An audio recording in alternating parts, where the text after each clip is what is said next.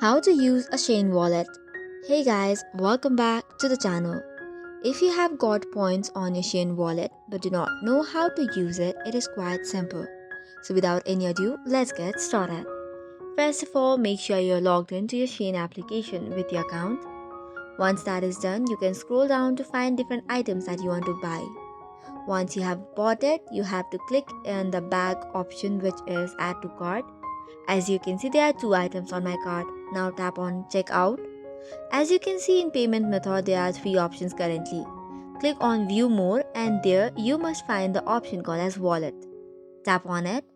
Currently, I do not have any point on my wallet, but if you do, just input the amount that you want to use, or you could just tap on the all button in order to get all the available cash.